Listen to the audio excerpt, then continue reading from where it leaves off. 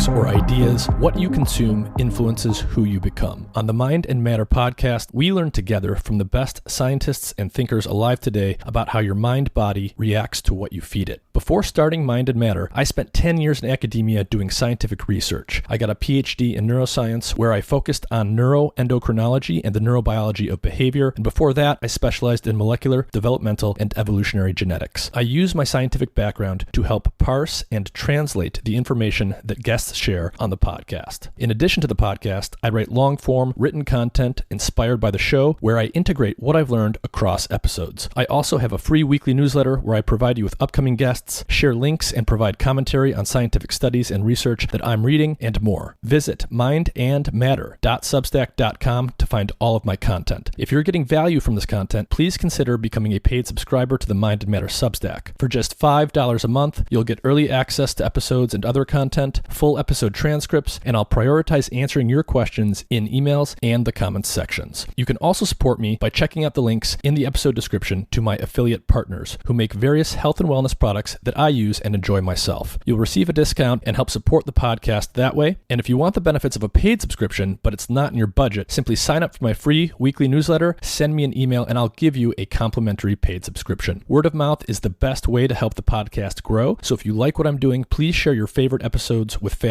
and friends. The purpose of the podcast is to provide you with information obtained largely from primary sources, the people doing the research and producing new knowledge. This content is never meant to serve as medical advice. And with that, enjoy the episode. Hey everyone, I want to take just a minute to tell you about a really cool health monitoring device I've been using called Lumen. It's a handheld, pocket-sized device with a sleek design. The Lumen device measures CO2 levels in your breath, which allows their technology to determine the extent to which your body is burning fats versus carbohydrates. Lumen helps improve your metabolic flexibility, your body's efficiency in shifting between using fats and carbs for energy. I use this device in the morning or before bed or after meals or after workouts to track my metabolism. With just a couple weeks of use, I learned a lot about which foods were causing my body to burn mostly fat, mostly carbs, or both, as well as how long I needed to fast and how hard I needed to exercise to promote fat burning. Being able to track whether your body is burning fat versus carbs will help you figure out how your body responds to your lifestyle and whether or not your weight loss and fitness strategies are actually working. Lumen is great for anyone looking to optimize their health for either weight loss or athletic performance. Their easy-to-use app allows you to track your results together with what you're eating and how you're exercising, and it syncs with other devices like the Apple Watch. Click the link in the episode description to learn more and use the code MINDMATTER, MINDMATTER, to get 10% off your Lumen device today. That's on top of the site-wide sale they are currently running, and the Lumen device is eligible to be paid for with FSA and HSA health accounts. Check out the link in the episode description for more info.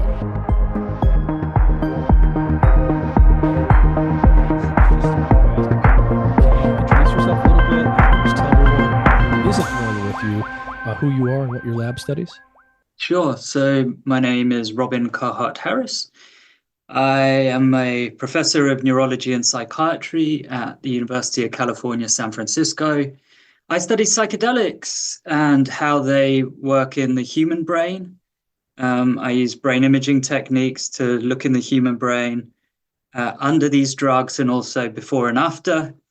And the other important other string to my bow would be the clinical trials research with psychedelic therapy testing its potential value as a treatment for example, depression, anorexia, chronic pain, and so on.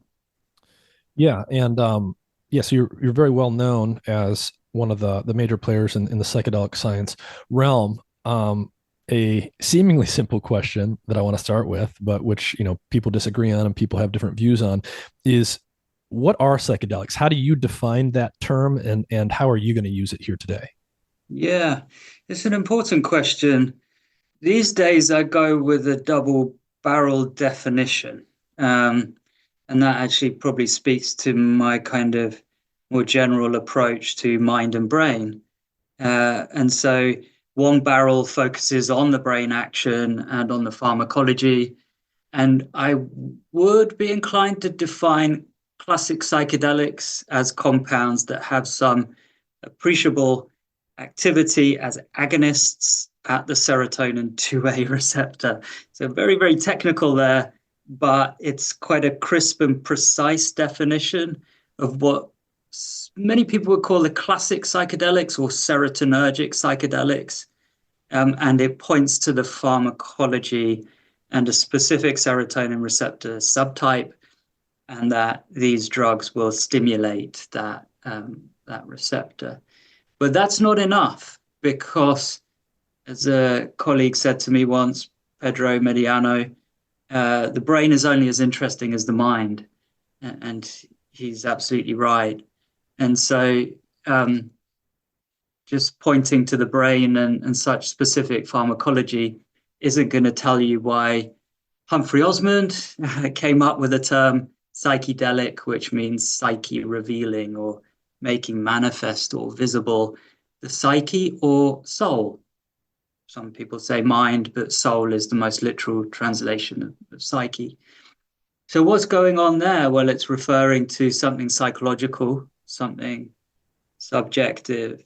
And I think that needs to be another component or barrel to our definition. So how do we index that? And we're in the realm of subjectivity, so I think with the subjective rating. And so what kind of items would we have in our subjective rating scale to sample a dimension that is pointing to psyche revealing or making manifest the psyche?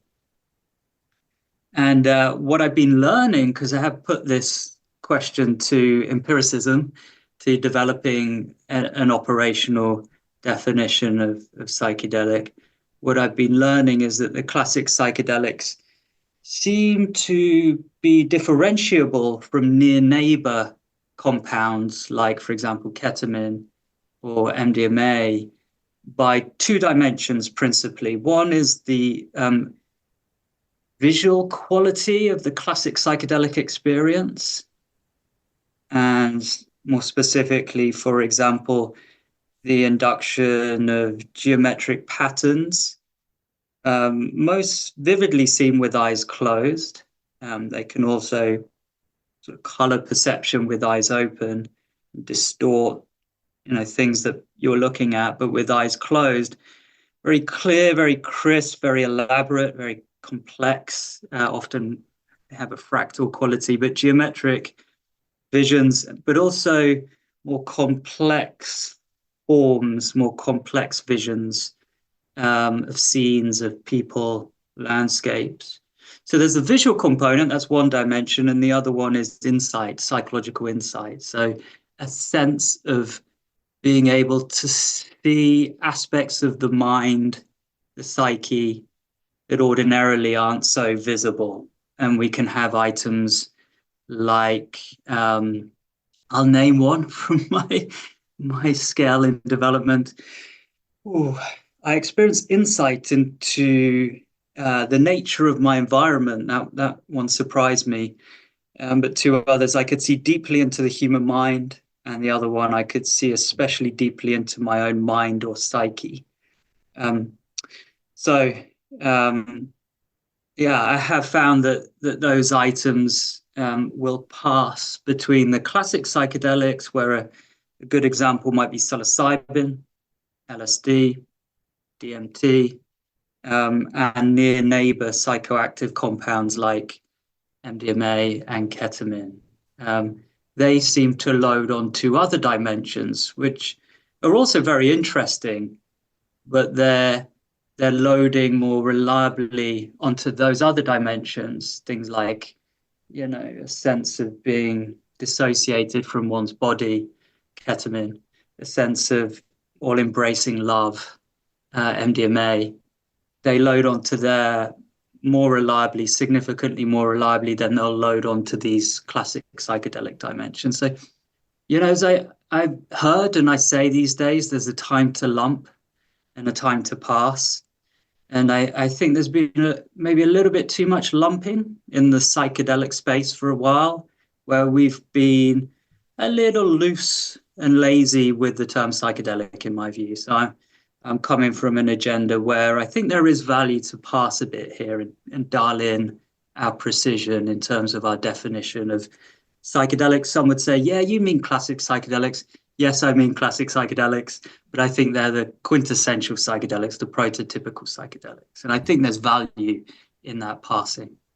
Yeah. And just for reference for people, this type of controversy, if you even want to call it that, is certainly not unique to this field. There's always a sort of a battle between lumpers and splitters in almost any field you look at. And, where people want to draw lines and how they want to use terminology is always a bit of a sparring match among scientists. But yeah, so when you say psychedelics, you mean classic psychedelics in the sense of agonists of the serotonin 2A receptor, which also have these characteristic sensory effects, these vivid geometric patterns they induce, yeah, and so forth. Yeah, subjective effects, because the psychological insight is it sensory. It's arguably a little higher level and more abstract. Mm-hmm. But yes, those two components, a particular subjective quality and that pharmacology. But, I'll keep an open mind as to whether you can get with a novel compound like, say, ibogaine, some of the subjective stuff I'm describing without an action through the serotonin 2A receptor. And then it would be a very interesting challenge. All models are wrong in a sense, and they're sort of targets to be shot at and to find where they're vulnerable. And so ibogaine's a really interesting test case here. It's not clear that it works via the serotonin 2A receptor. It has a very complex pharmacology, yet it does seem to promote psychological insight. Mm-hmm. So, yeah, there's always interesting challenges to models. Yeah, so for the purposes of our conversation, that's how we're going to use the term psychedelics. Much of your research uses the so-called classic psychedelics, psilocybin, LSD, and so forth. That's what we're basically going to be talking about here, unless we state otherwise. Sure. Before we get into the nitty-gritty of the science and some of your ideas and some of the published work that's been out there recently, I want to go back to what you said earlier. You said the phrase was shared with you that the brain is only as interesting as the mind. And one of the things that brings up for me is, when I look at your work and what you seem to be spending your time on, you aren't 100% focused on reading just the scientific literature of today. Even in some of your published work, you are referencing not just neuroscience and neuroscientists, but work from the past, work from psychologists. You've referenced people like Sigmund Freud and Carl Jung a lot from the realm of psychology. What, in your view, is sort of the difference between psychology and neuroscience? What does neuroscience have to learn from psychology? And what sort of value do you find in reading people who've actually been dead for quite some time? Well, they're dead, and their stuff I've found is timeless. I mean, if it's the, as founders of psychoanalysis like Sigmund Freud or Carl Jung, their work is just, it speaks to me personally, but I think it speaks to the human condition, what it is to be a human being. And it's hard to get such affecting insights into the nature of oneself and one's nature as a human being from, say, cognitive psychology from, 1970 onwards or whatever. It's just flat, and sometimes people come into psychology that way and maybe have a behaviorist approach and perspective, but that psychology, in my view, is so thin. It's almost like it sometimes confused me. Like, why are you drawn to psychology when you're only interested in behavior? It's almost like trying to kill or quash the very subject that you're going. I don't understand it. But the deep stuff is, it's somewhat poetic. It sort of crosses over into art and anthropology very much.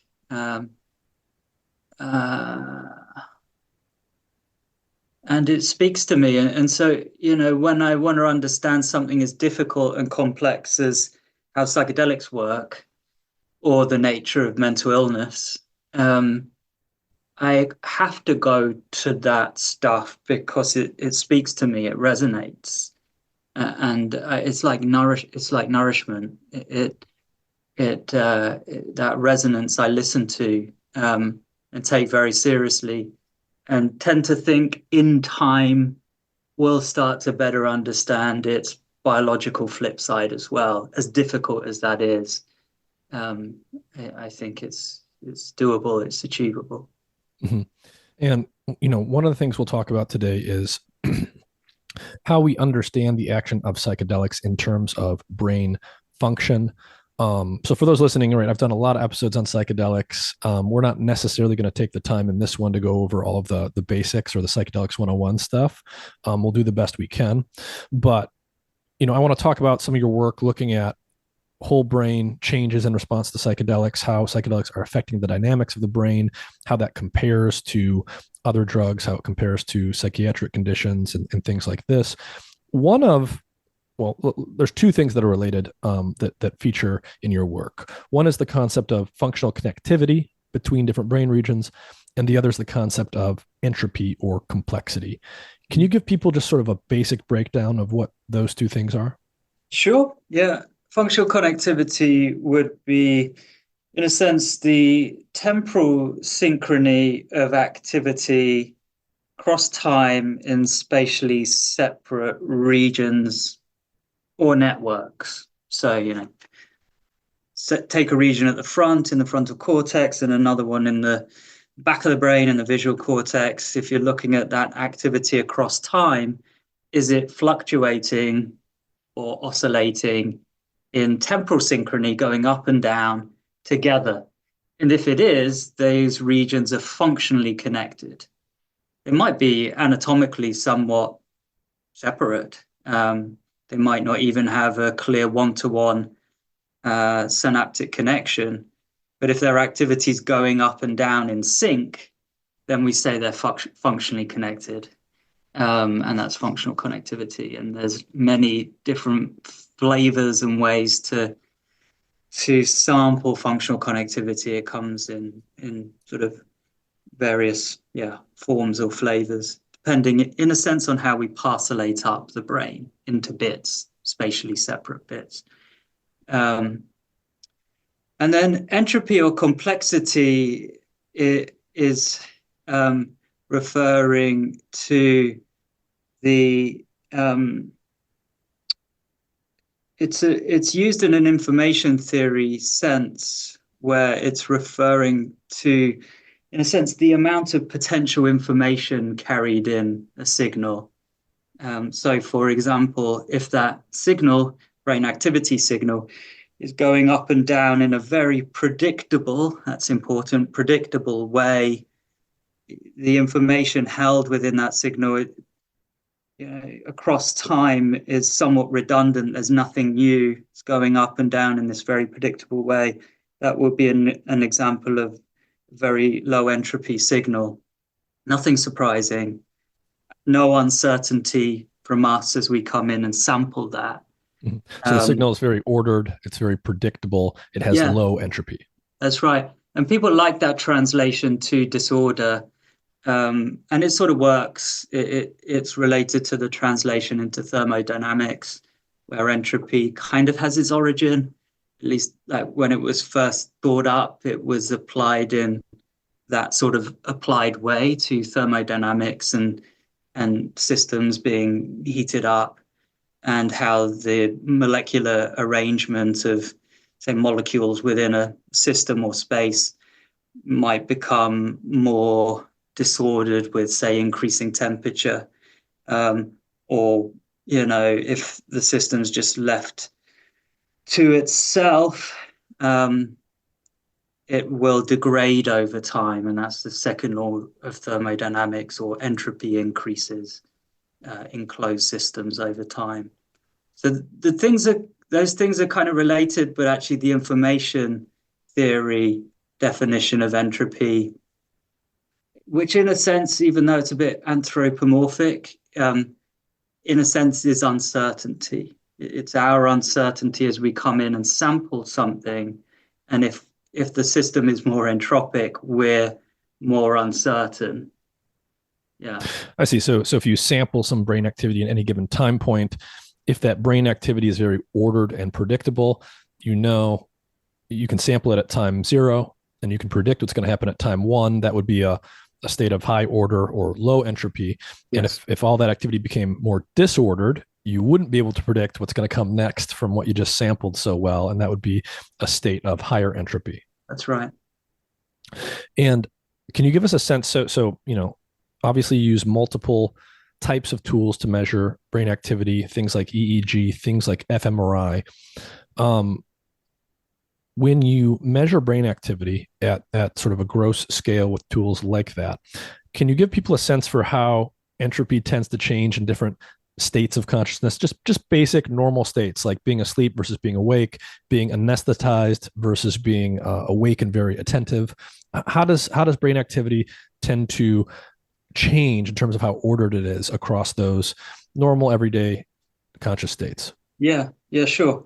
So we'll run through this dimension of brain activity entropy, and we'll start by dialing things down to low entropy states. What's going to happen to the quality of consciousness? Well, it will fade. One would get more sedated, and at some inflection point, one will become unconscious. That's what happens when we fall asleep, and the entropy of spontaneous brain activity or ongoing brain activity very reliably mirrors that fading of consciousness, the reducing of of the entropy of spontaneous brain activity. Very, very reliable. Dose dependently with anesthetics, again, it will dose dependently dial down brain entropy as consciousness fades into nothingness. Disorders of consciousness, take a healthy personal brain, subject to illness or injury, a disorder of consciousness, coma at an extreme, entropy will be exceptionally low. As some semblance of consciousness comes back, say into a minimally conscious state, some behavior, maybe some tracking of a pen in front of someone's eyes, then entropy will come up accordingly. If you actually track someone in a disorder of consciousness who emerges or regains conscious awareness, then entropy will essentially normalize into what you would see in a healthy individual. So on that side of the gradient or dimension, the low entropy side, very, very reliable. Now, what we found in, 2017, I think it was, collaboration with Anil Seth, Michael Shartner, was we applied a measure of the entropy of spontaneous brain activity. That measure is called Lempel-Ziff complexity. It's a data compressibility algorithm. In a sense, how easy or otherwise is it to zip up that data file? If the signal, the file, the activity, if the activity is very simple and low entropy, it's very easy to zip it up because there's loads of redundancy in it. But if it's very entropic and full of bits, novel bits, it's harder to zip up. There's low redundancy. What we found in that study with Anil and Michael was we threw two psychedelics and one psychedelic-like compound, ketamine. We threw this measure at those drugs and found that all of them dialed up brain entropy. And it did it somewhat in relation to the subjective intensity of the so-called trip induced by those compounds. And so that was exciting. It was, to my knowledge, the first obvious demonstration of brain states of increased entropy. And in a sense, it sort of validated why these psychedelic or psychedelic-like states are interesting and like why they're novel in terms of what's going on in the underlying neurophysiology.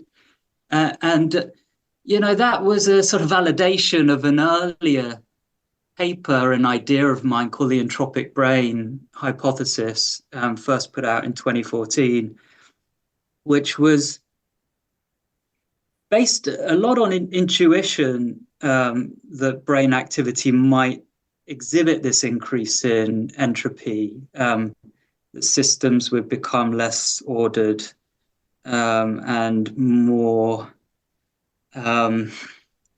granular in their activity. It was part based on intuition and part based on certain observations. And it was only in time that it came together. That 2017 empirical demonstration of the principle was really helpful for me, really sort of shone a light on this as, valid. And here's a metric that can index it very nicely, that Lempel-Ziff complexity algorithm. And so after that, I knew I had to put out a update, which was this Entropic Brain Revisited paper in 2018, I think, which dialed in the definition on a certain metric and a certain modality. I guess I was realizing that EEG and MEG, with their higher temporal resolution, might be better modalities for sampling this phenomenon. Hopefully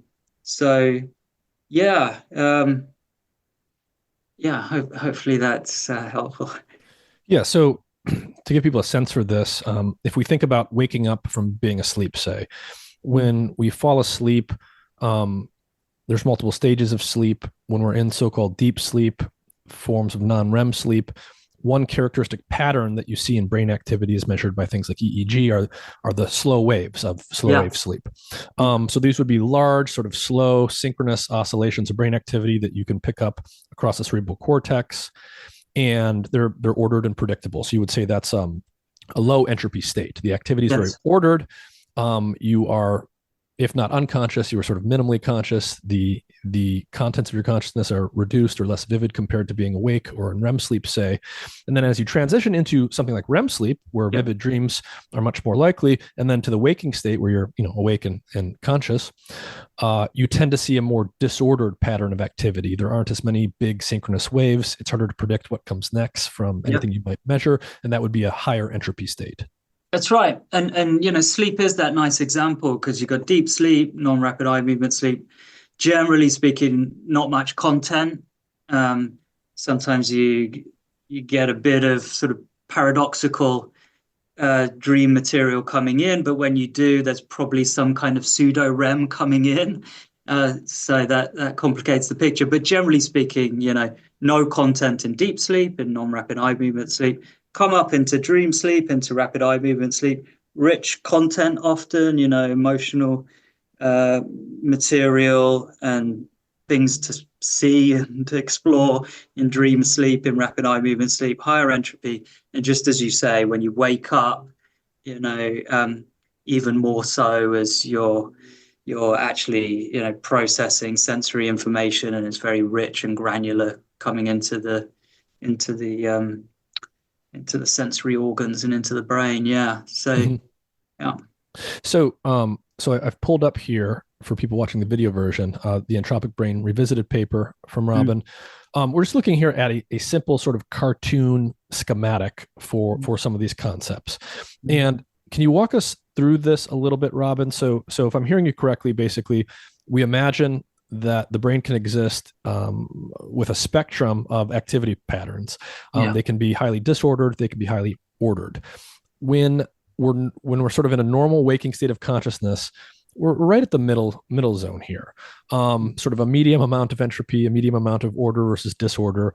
What we just said was that when you fall asleep, for example, and you go into non-REM slow wave sleep, that would correspond to going down in the circle towards a state of unconsciousness. The entropy would be decreasing because the brain activity, the slow waves, are much more ordered and predictable. And then if you were to go in the opposite direction, say, I don't know what would be a good example here, becoming much more awake and alert and aware of your surroundings, that would correspond to an increase in entropy or a more disordered brain activity. Can you sort of piggyback on that? Sure. Well, I mean, psychedelics are the example, because for a long time, and this is why the 2017 paper was quite exciting, for a long time, I think most people would have said the complexity or entropy of ongoing brain activity tops out with normal waking consciousness.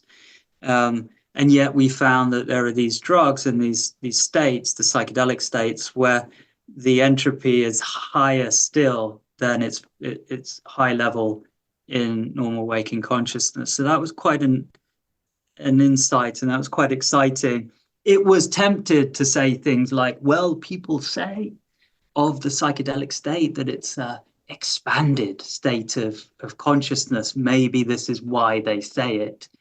If you want a really simple kind of glib way to sum up the entropic brain hypothesis, it would go something along the lines of, less bits in brain activity, less bits in conscious experience, and flip it on its head, more bits in brain activity across time, more bits in the quality of conscious experience. Mm-hmm.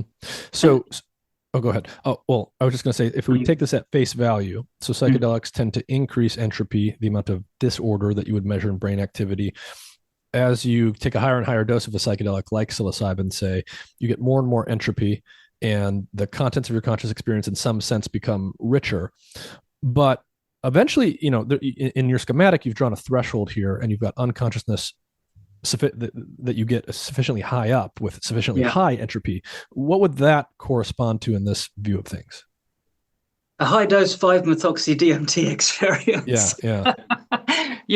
When I created this schematic, it was with that in mind, and I wish, I vacillated on whether to put the unconsciousness up in this upper segment, because people will say of say a high dose 5-MeO experience, extreme, intense psychedelic experience. Michael Pollan called it that drug, the Everest of psychedelics. Sometimes people describe it as a whiteout, or an experience of pure consciousness. And so if they're saying that doesn't sound like unconsciousness. So I very much vacillated on it, and I continue to feel this schematic is a little bit problematic. Everything's iterative. You're always trying to improve. I am very much due a entropic brain revisited again. But I mean, roughly speaking, I certainly feel like I know what you're trying to convey here. So with my own experiences with 5-MeO DMT, I'm certainly not becoming unconscious in the sense that I'm falling asleep. But the peak of the experience comes on very quickly, and you're never unconscious in the sense that there's a complete lack of awareness, as far as I could tell subjectively. There is very, very vivid awareness, but at the peak of the experience, it's contentless in the sense of differentiation, I suppose you would say. So I'm not seeing different colors and different images. I am experiencing that whiteout effect. It's very unitive in that sense. I'm not seeing all sorts of different things. I'm not having different thoughts. There's no linguistic content. There's no logical operations that appear to be going on. And then as you relax out of that peak experience, then you do start to get different colors morphing, different basic, very, very basic shapes. And then eventually that crystallizes into, where you started, which in the schematic would be normal waking consciousness right here. And so I don't suppose anyone's done the experiment where you measure brain activity with a high dose of something like 5-MeO DMT. But the prediction, if I'm hearing you right, the prediction would be that on sort of a low medium dose, you would see increased desynchronization, you would see increased entropy, but at a sufficiently high dose, at a full peak 5-MeO experience, something should flip at some point. And then you should see something. I mean, would you expect a continuous increase in entropy or desynchronization, or would you expect the dynamics to change at some point? Well, this is the great challenge to the model, and you're right, no one's done it and published on it yet, but a few teams are working on it, and it is a very good test of the model, basically, in a sense, seeing whether we can break the model, which is what you do when you find a model that's useful. You then want to try and break it and see where its flaws are and how to advance on it. The entropic brain hypothesis or principle is very, very simple. In that glib way I put it, more bits in brain activity, more bits in conscious experience. It's so simple that some would say it's too simple. They'd be right to an extent, but then there's something to be said for simple models with not much to them that explain a lot. And I feel confident these days that that's what we have with the entropic brain. principle. However, the distinction was made, I think, by Ned Block, cognitive scientist, philosopher, a distinction between two types or dimensions of consciousness. Here, just to remind everyone, we're looking at one dimension, and I would say this would fit a dimension that's referred to as phenomenal consciousness, or what it is like to be anything. So subjective experience, or qualia, the quality of any state of consciousness. That's what the entropic brain principle relates to, what it is like to be in a state of consciousness. But 5 is a really interesting, and a high dose of 5-MeO is a really interesting test case, because if we take seriously this unconsciousness label, it's suggesting that you can dial up entropy to a point where something is compromised, something is lost. Mm-hmm. And so Ned Block coined this other dimension of, I think it's access consciousness. So 5 sort of fits this sort of two-dimensional model, because I think access consciousness can be lost. And so what is access consciousness? The ability to reflect on consciousness, self-consciousness, if you want, and then be able to report it back. I don't know if I've imagined it, but I think maybe it's sometimes referred to as report consciousness. That you can report it back. Yeah, that's interesting. I mean, just to riff again on my experiences with 5-MeO DMT, the first time I experienced it, I did 2 back-to-back doses. One, and this was all spontaneous, I wasn't directed to do this. The first one, my eyes were closed. The second one, my eyes were open. The difference essentially being a blackout versus a whiteout. With the first experience, I don't recall the peak experience as far as I can tell. I don't recall it at all. I simply sort of started to come out of it with the feeling that something very significant had just happened, but I had nothing to report on. There was nothing I saw or heard or any content I could communicate. There was just this sense that it was very significant, and I immediately asked for a second try at it. With the eyes open, the visual experience was somewhat different, but this seems to be sort of related to what you were saying. Again, this is my subjective report here, but at the peak of it, I would say there was not a complete lack of awareness, but there was a lack of differentiated content, visual or otherwise. And my ability to remember or encode any of that information seemed to be very intimately related with how undifferentiated the experience was. The peak is essentially unreportable. Yeah. And I think in that description, we have clues about what might be lost. If you think of entropy and translate it into the thermodynamic space, you could imagine a substance being heated, from a solid melting into a liquid, now into a gas. If that gas is spread evenly, uniformly, homogeneously in a space, there's no differentiation. You could feel now somewhat confident and less uncertain about where, a molecule might be in a space, because you could sample anywhere and find one, given that homogeneity. So I think what's being compromised, what's being lost is differentiation, is functional segregation and specialization. And, we see clues of that in some of the measures of brain activity that we calculate in the brain imaging data, whether it's fMRI. We see it more clearly in fMRI, actually, that has that spatial resolution. We can look at, more granular, spatially granular qualities of activity. So I think that's what's going on. IIT, integrated information theory, is arguably the most well-known model of consciousness. And once upon a time, the entropic brain principle got critiqued by someone saying that it's IIT depurated, which is a clever word. I had to look it up, of its integration term. And I thought, I'll give you that. But my cheeky comeback would be, have we nailed down what that integration term is, and how useful has it been in measures of consciousness to inform on the qualities of those states of consciousness?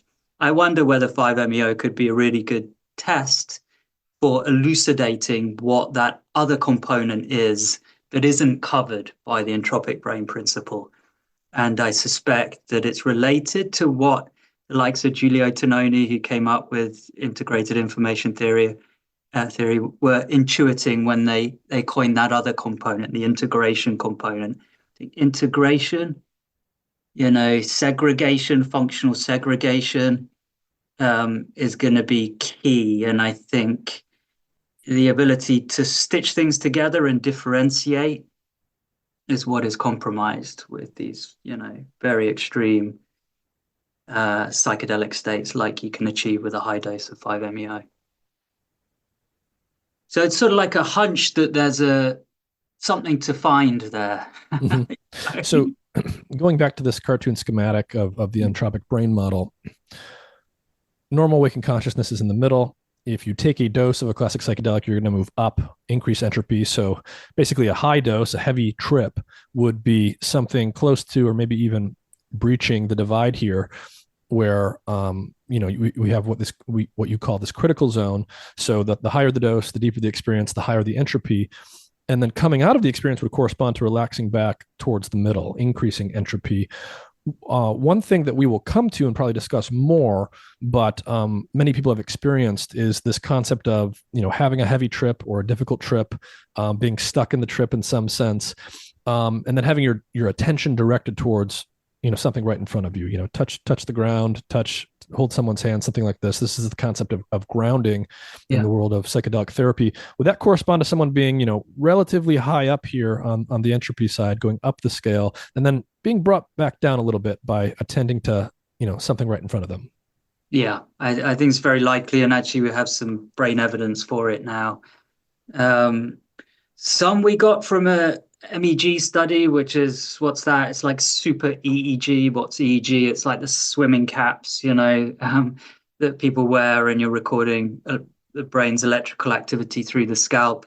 MEG is somewhat similar. It's measuring magnetic properties conferred by the brain activity, and it has slightly better spatial resolution than EEG. Anyway, we use that modality to look in the brain under LSD. And in that particular study, we sort of layered on sensory stimuli. We had eyes closed, so the least amount of sensory stimuli. Eyes closed, no sound. That was the sort of, lowest sensory stimuli condition. Then we introduced some music, eyes closed, but now you're listening to music. And then we added in, I think we just leaped up to eyes open, movie, and sound. So now rich sensory information, sensory stimuli. And what we found was, with that layering up, oh, well done, that layering up of, rich sensory input, it dipped or decreased the magnitude of the effect of the psychedelic. And you can see that there in this chart, and maybe figure 1B shows it most neatly, where the difference between placebo in green and LSD in sort of purple, lilac, is squished when we add in more stuff. So, again, it's Pedro actually who came up with that phrase, the brain is only as interesting as the mind. I think he was lead author on this, and he wanted to run with the title, Tripping is Easy, from the Beatles lyric, tripping is easy with eyes closed, but it's not easy. It's just maybe easier. But the idea being, if you load in some sensory stimuli, you'll quash the intensity of the trip. And that's what I'd say we're seeing here in that graphic. It's certainly, a common thing for people to report that, a good way to have the most intense trip possible is to consume a psychedelic, and as Terence McKenna famously said, in silent darkness with your eyes closed, and you just sort of let everything absorb you. So this makes intuitive sense. If I'm reading the graph right here, so basically the experiment is you give people LSD, and either they or you don't. They either just lie there with their eyes closed, or you add in some music, or you enable them to open their eyes, or you have them watch a video. And basically, if I'm reading this graph correctly, so complexity is on the y-axis. Sure. So higher complexity would be a more entropic brain, more desynchronized activity. Lower down would be more ordered, less entropic. So basically, as you add in more external stimuli, the amount of complexity, the entropy goes up, and it sort of meets with the complexity that you see when you sort of just give LSD on its own with eyes closed. Yeah, that's it. Even without a psychedelic on board, if you load in stuff from the world, richer stuff, a movie with music, then you'll increase brain entropy. And so it fits the principle, more, in a sense, more going on in experience. If you're loading in rich sensory information, more going on in the brain. Mm-hmm. I guess one of the learnings here was that it's the differential that matters. And so the difference between placebo and LSD, the delta, if you want. Mm-hmm. So Robin, in this condition here, so it's LSD with sensory stimulation, with a video, say, you see that the lowest difference between the LSD and the non-LSD condition. Yeah. Is there a significant difference between these two, or are they not That's significant? A good question. I think we're seeing the regions where there's some significance. At least we're seeing T-score heat maps on the bottom there when we're actually looking at the brain. But I guess in any case, they're fairly comparable. So a lot of external multimodal stimulation coming in can increase entropy, in the range that LSD does on its own. Is that basically how to read this? Yeah, which it was kind of cool and intriguing. And I guess it would also be significant. So when we think about grounding here, I guess the idea would be here you've got LSD, and then when you've got a lower amount of complexity or lower entropy with the multimodal stimulation, but no LSD.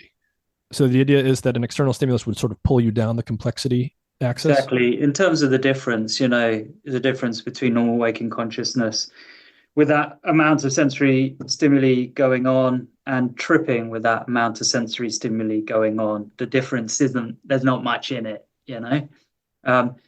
Another way to do it, to say it, I think, is that you're going to feel the trip more and its novelty with the least amount of sensory stimuli coming in. Yeah, back to that Terence McKenna dark room example. Yeah. So one more thing I want to give people a sense of before we go into some of the recent research. So going back to this basic schematic here of the entropic brain. So for those just listening again, we'll do our best to describe this, but you can see what we're looking at on the video version. So completely sober state of mind, someone normal waking consciousness, resting state, sort of not doing much of anything. If you look at brain activity in someone who's in a state of normal waking resting consciousness, not engaged in the task, but also not asleep, not dozing off, say, and then you have them engage in a task, or you have them pay attention to something, you have them perform a task, as people often do in neuroscience experiments. How is that going to affect, where's that going to move you on the entropy scale here? I'll move it up a little bit. Yeah. I see. And that makes sense to me because higher entropy means more disordered activity, means more desynchronized activity. In my memories from my PhD days, looking at the visual attention literature, basically whenever people record from parts of the brain that are involved in an animal engaging in a task or paying attention, they tend to see desynchronization of brain activity there. And so that all seems to fit to me. Yeah. Yeah, it's sort of like attention, and you'll know that when you attend to something, the classic alpha rhythm or oscillation that you see in EEG, measured brain activity, so-called idling rhythm, that sort of collapses when you attend to something. It's a similar it's a similar effect with psychedelics, but more dramatic, basically. Hmm. And I suppose this might fit intuitively with the fairly common experience of, when you're really engrossed in something, when you're paying very close attention, when you're, totally sort of caught up in whatever you're doing, people often report that's accompanied by a loss of their sense of self. Is that how you think about it? Well, in meditation, yeah, but yes, actually. Also, if you get lost in your work, Yeah, yeah. that's the clue in that phrase.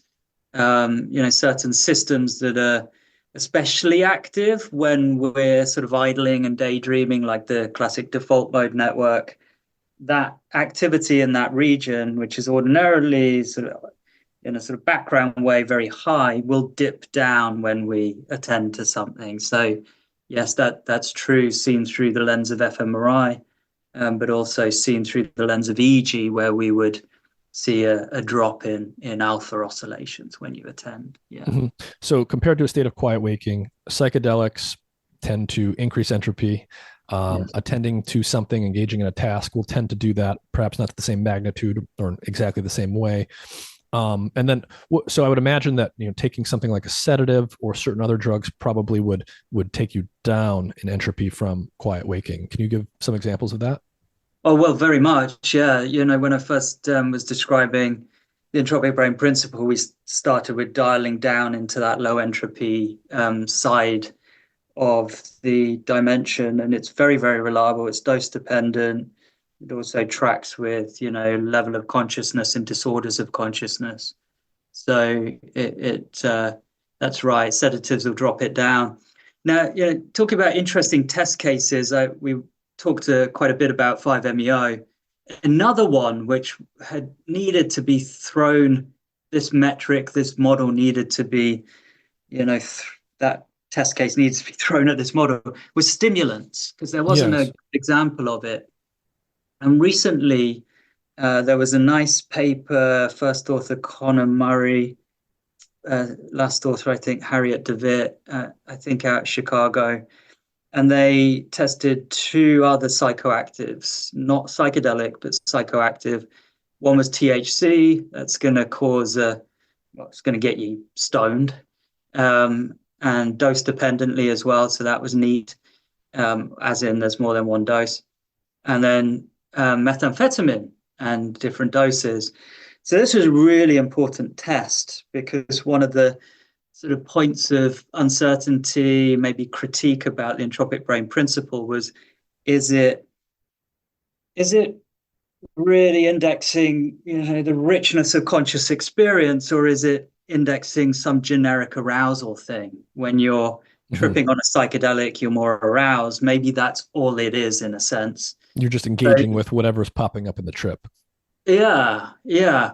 But the stimulant was a really good test, because that's pro-arousing, it's energizing, and yet it didn't increase the entropy of spontaneous brain activity. They used the same metric, the Lempel-Ziv complexity. I may have missed it. What was the stimulant? What the drug was? Yes. Methamphetamine. Oh, methamphetamine. Yeah. So yeah, numerically maybe a bit, but it was nowhere near significant, and no dose dependency. In the same study, they had LSD, low doses, but up at 26 mics, people were feeling it. That was very clear. And at that higher dose, it was doing what we're used to, significantly increasing brain entropy. So psychedelic did what we're used to, and the other test cases didn't. So again, testing the resilience of the model, and it came through in that test. I'm not sure if this work has been done, but an interesting case here would be maybe something like MDMA, because it has some activity at 5-HT2A, but it's also a psychostimulant. What has that been measured, or do you have any predictions there? Not to my knowledge. Another really good study to do. I think it will be like right on the threshold, and it will be very much dose dependent. I don't see MDMA as a classic psychedelic, both subjectively and pharmacologically. It's going to be doing what psychedelics do, but indirectly through releasing serotonin. So it's right on the edge case. And I would actually say MDMA, arguably more than ketamine, is is right on the edge of whether you'd consider it a psychedelic or not. If you want to go with something loose and poetic and descriptive, which is which isn't quantitative, which is that MDMA does reveal the soul or psyche, then I would say, okay, I'll let you have that. Mm-hmm. You can. Yeah. But I think you're basically right. Like if no matter how any individual wants to demarcate what is and is not a psychedelic or some other drug, MDMA is probably near the border of any reasonable definition of psychedelic, at least in my view. And one of the things that points in that direction, at least for me, is if you compare basically a classic psychedelic like LSD or psilocybin to both MDMA and MDA, because MDA just has a bit more 5-HT2A activity than MDMA, and people also report that the effects are a bit more psychedelic, a bit more visual, and so forth. Yeah. And same with like the 2CB and so on. There you are getting a bit of direct 2A, but also I think you're getting some serotonin release. So yeah, there's some interesting edge cases for sure. Entropy will be a really interesting index, and it may well work, meaning, there may be a way to sort of set a threshold on the magnitude of increase in brain signal entropy that above a certain threshold, you'd say, okay, psychedelic. When we think about the relationship between brain entropy and sensory stimulation, what would be the effect of, so we talked a little bit about paying attention or engaging in a task. This will tend to desynchronize brain activity somewhat. This will tend to increase entropy. What would happen, or has it been done, where you just have someone in a scanner or you have them wearing the EEG net and they're not doing anything. They're not engaged in any task. They're not instructed to do something, but you are just passively giving them sensory stimuli, white noise, visual noise, auditory noise, whatever it may be. What kind of effect does that have on whole brain dynamics? It's an interesting one. It sounds a little bit like sensory deprivation if you're doing it for long enough. So I would predict that you would see an entropic brain effect. There are other cases of altered states of consciousness induced through other means than psychedelics, where you do see increases in brain entropy. Breath work, holotropic breath work or similar, has now been found to do it. Experienced meditators entering very deep meditative states, so Vipassana style meditation, where there's some evidence of increased brain entropy. Yeah, that makes sense to me, because they're focusing attention in those types of practices. They're engaging in rhythmic behaviors, which will also be inducing some rhythmic brain activity, some more order, less entropy. That makes sense. What if you were just sort of randomly the opposite? Sorry, it's the opposite. Oh, it's with holotropic breath work? Yeah. And it's not so much, it's not like an entraining thing. It's more probably to do with the alteration of, O2, CO2 levels in the blood, and how that's now translating into, dysregulated population level neural activity and doing something somewhat similar to what psychedelics do. Breathing higher concentrations of CO2 than we typically do has been found to manipulate the serotonin 2A receptor that psychedelics work through. There's a few other kind of physiological manipulations that seem to tune the brain, in a sense, somewhat endogenously towards the psychedelic state, at least up-regulating, which means increasing the availability or sensitivity of the serotonin 2A receptor. Something I wrote about in a paper called Pivotal Mental States with a colleague called Ari Brouwer. But no, there are other states of altered states of consciousness that are somewhat trippy. I know I say that very loosely, qualitatively trippy, where you'll see elevated brain entropy through recording EEG and then looking at, how compressible that signal is. What if you were to just give someone, say, a series of unpredictable sensory stimuli, they weren't engaged in a task or whatever, sound, light, sound, like just something sort of random and haphazard that's going to, naturally engage their arousal systems, cause their attention to come from one thing to the next as it spontaneously appears. But again, these are external sensory stimuli. With that, what would be the effect there, do you think? I'm going to guess it would be, if anything, in a sense, it's versus what, the comparator is going to be critically important there. I mean, if they were just let's say you're doing a classic sort of monkey style experiment or certain human style experiments where, at rest you are meant to just fixate on a fixation cross. Yeah. Yeah. Well, I mean, that's rest. That's not much going on.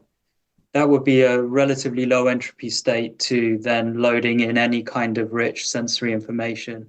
I guess that Meg study hinted at this, and I've also seen other hints at it. Pull them out of my memory right now, but it's related to the richness of the sensory stimuli that you bring in. So if you imagine a scenario where the sensory stimuli is somewhat unpredictable and complex and rich, like a movie that you haven't seen before, maybe there's a lot going on, and that would be more likely to dial up brain entropy than say you standardize that you're looking at something and listening to something, because you need to standardize for that, but it's regular. That would be lower entropy. Or you pull that away to a fixation cross, lower entropy still. But there's always, challenges to the rule. Now our participant is a, meditation master who is focusing on that cross, like they focus on the breath, dialing in, and then all of a sudden things start to get a little weird. Then I'd start to question whether actually there might be an increase in brain signal entropy when they enter that altered state of consciousness induced through like sort of profound relaxation. And it's profound relaxation to the point that you get like a paradoxical excitation or dysregulation. Yeah. So it always sort of depends. Yeah. So with some of this stuff in mind, you have a new paper that's recently come out, which looked at the effects of psilocybin on whole brain activity using fMRI in humans. Before diving into some of this in more detail, can you just give us a sense for what was the experiment? How did you set it up? Where was it, sort of coming from based on past literature? Nick, I'm not sure which one you're referring to. Oh, I'm sorry. Psilocybin desynchronizes the human brain. Oh, well, that was a sort of cheap way in for me. I had a nice meeting with the first author, Joshua Siegel, and Ginger Nichols, one of the senior authors, early on, where I think I might have, I like to think I suggested a couple of controls. And one of the things that sort of bugged me a little bit about psychedelic research and being a psychedelic scientist is, well, I love the fact that psychiatrists were interested, and for me, that validated a view of these people as caring. They wanted better treatments. And so they could see some interesting findings in the early psychiatry work, psilocybin therapy for depression, for example. They give me a lot of time. They were really interested. Cognitive neuroscientists, people doing human brain imaging with fMRI and so on, they've been much more standoffish. It's almost if by looking at psychedelics, naturally you're less of a scientist. That's a bit of a chip on my shoulder there, but it's felt like that. And so I like to think I might have said something along the lines of show that what would you do to show that the psychedelic state is novel? And here, that's what they've done really well. And that's, one of the sort of, superpowers of this team is to do what they call precision fMRI, doing a lot of scanning within the same individuals. And so what they showed is that if you, without any drug, repeat scanning, if you keep going down, Nick, You just keep going down. We'll go down again. This one I like. Oh, up, almost there, but we lost it. There it is. There it is. Um, so these are all scans, and there's like 18 per participant. P6 they're looking at here. You can see that with B and C. And there's only two psilocybin scans, two 15-minute ones. And by this metric, whole brain, normalized global spatial complexity, which is a sort of spatial entropy measure, psilocybin's off the charts weird.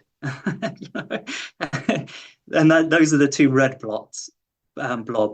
It's doing something that ordinarily you don't see if you just keep scanning, which are these empty black circles, or throw in methylphenidate, Ritalin, an ADHD drug, a stimulant. Another good case of throwing a pro-arousal intervention at the brain and seeing that it doesn't do what psychedelics do. And so those are the four blobs you can just about make them out in blue under MTP, methylphenidate. So this was really neat. It was the quality of the controls. And I say these days, never underestimate a good control.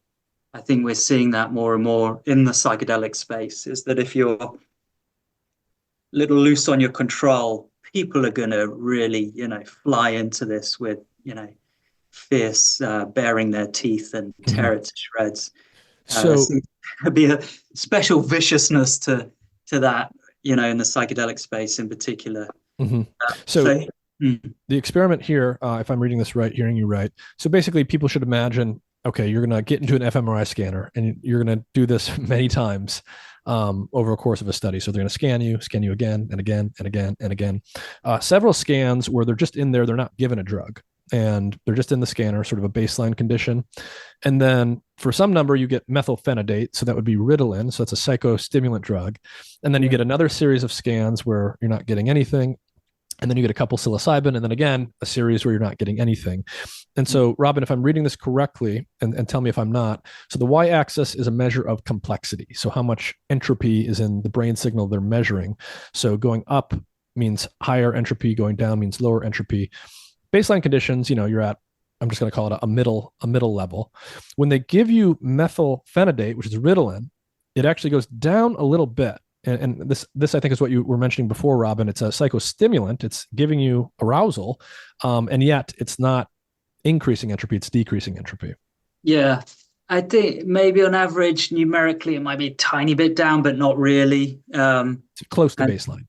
Yeah, it's very close to baseline. I think by significance, no real change. I see. So it leans lower, but it's not significantly different from baseline. It's certainly not increasing it significantly. That's right.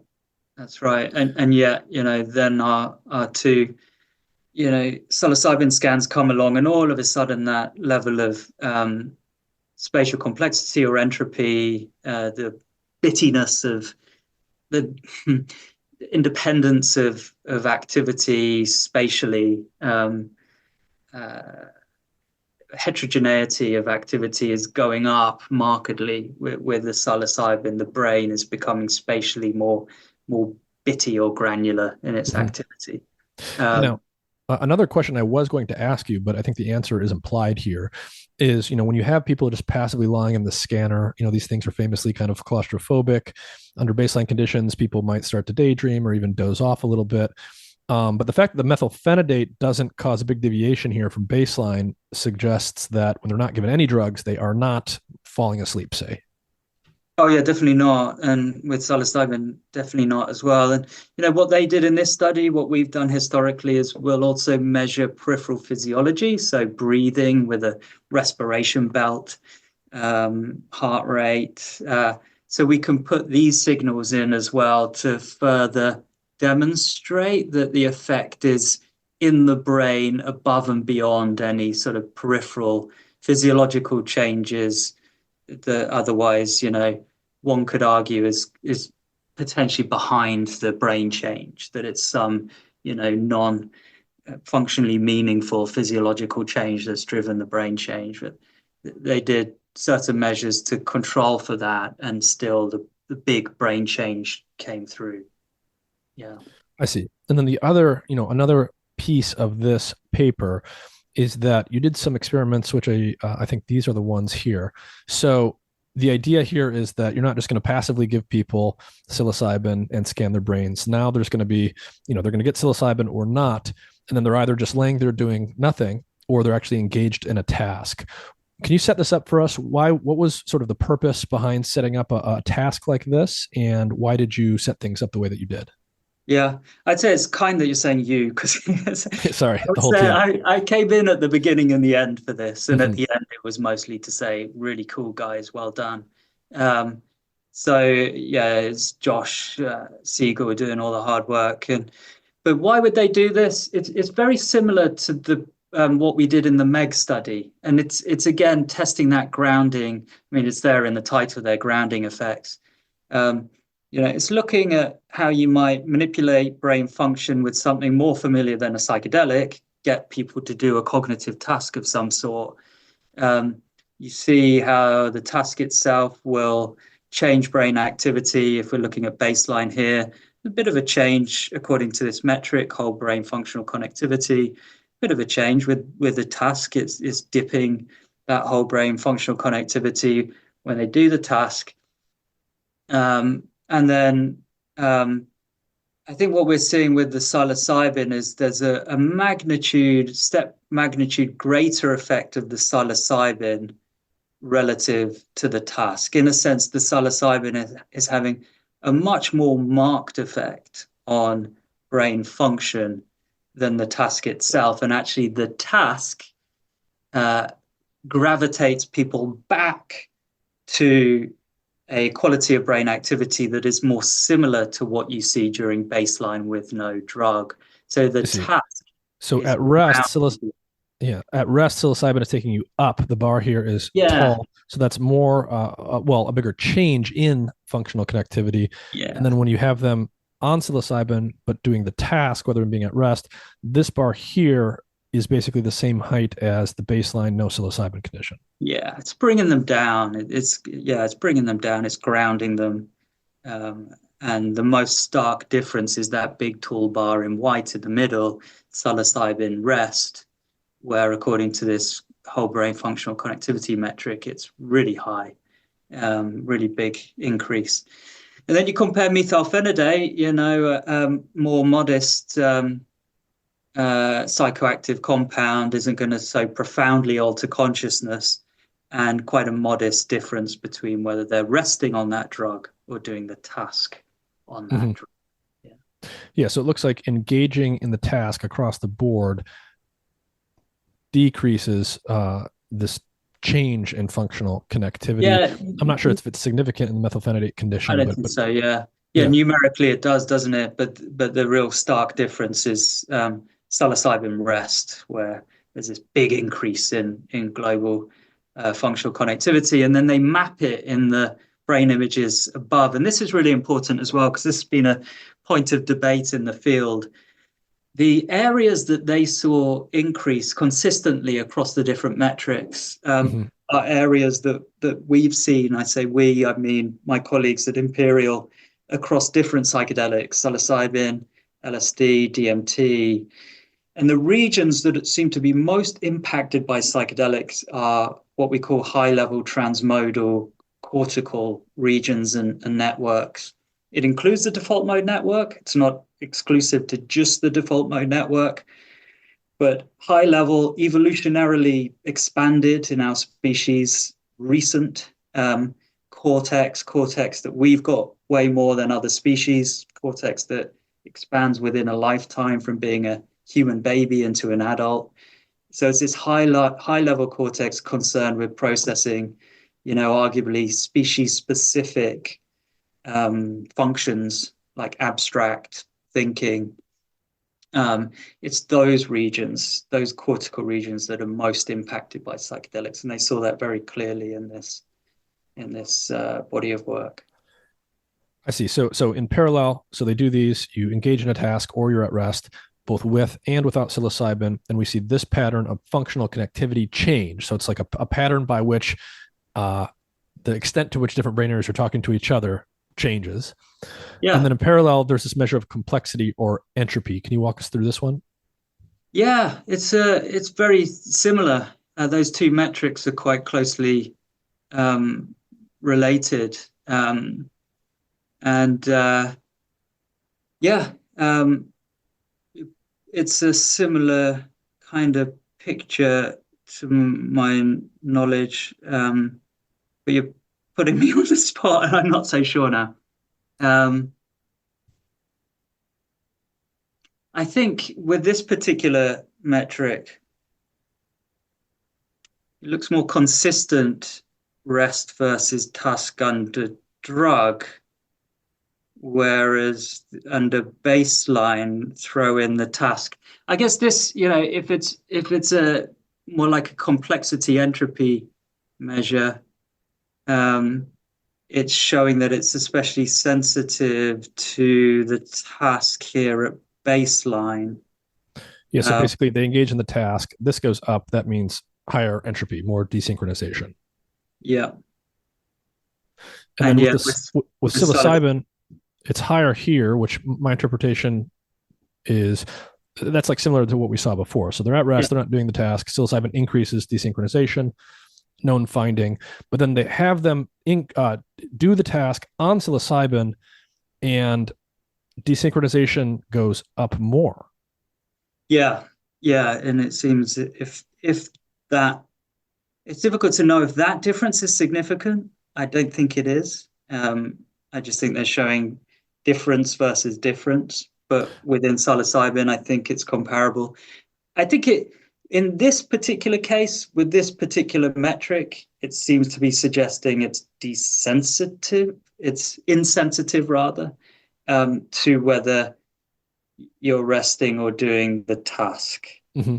So So would the idea here be that whether or not you're engaging in the task, the amount of entropy increase or desynchronization induced by psilocybin has sort of hit a ceiling or something? And you, yeah, that it's reliably up whether you're doing a task or not.